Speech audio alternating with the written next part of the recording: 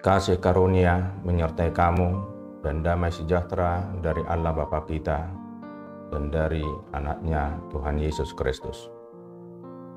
Amin. Bapak, Ibu, Saudara-saudara yang saya kasihi di dalam Tuhan kita Yesus Kristus, marilah kita mendengarkan firman Tuhan pada hari ini yang tertulis dalam kitab Lukas pasal 18 ayat 7 dan 8. Firman Tuhan.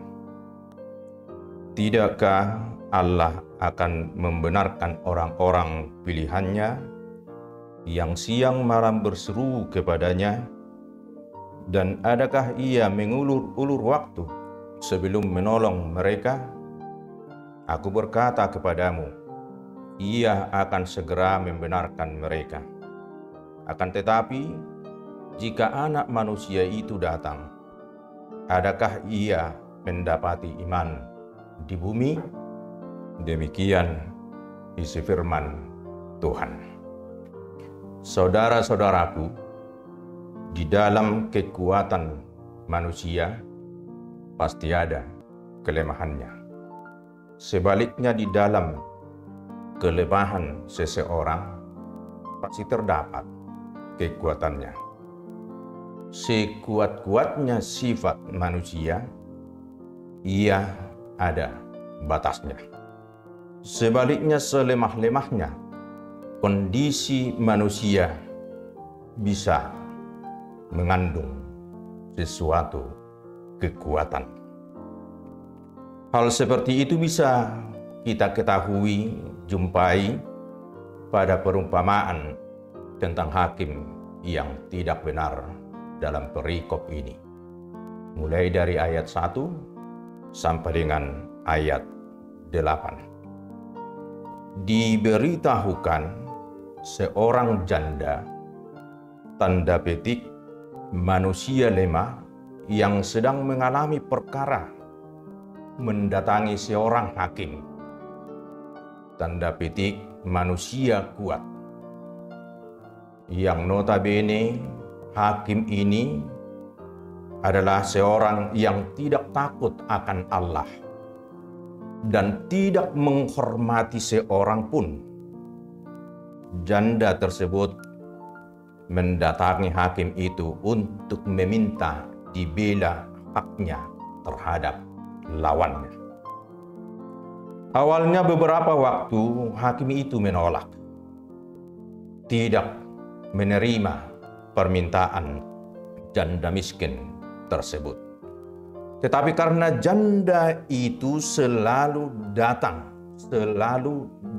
itu harus kita garis bawahi, meminta kepada si hakim, akhirnya si hakim pun mengabulkan permohonan permintaan si janda supaya dibela haknya. Hakim yang memiliki kekuatan ada kelemahannya. Sebaliknya, janda yang mempunyai kelemahan tapi ada kekuatannya. Usahanya yang tidak pernah bosan mendatangi dan meminta kepada hakim itu memperoleh hasil yang besar. Semangat yang luar biasa bisa menjadikan dia terbebas dari penderitaan, pergumulan, atau perkara hidupnya. Saudara-saudaraku, demikian halnya dalam hal berdoa. Tuhan Yesus hendak mengajarkan kepada murid-muridnya dan semua orang percaya, kepada saya, kepada Anda saudara-saudara, kepada kita semua, tentang kuasa doa. Kalau kita berdoa tidak jemu-jemu, kalau kita berdoa dengan tekun, pasti Tuhan akan menjawab doa-doa kita.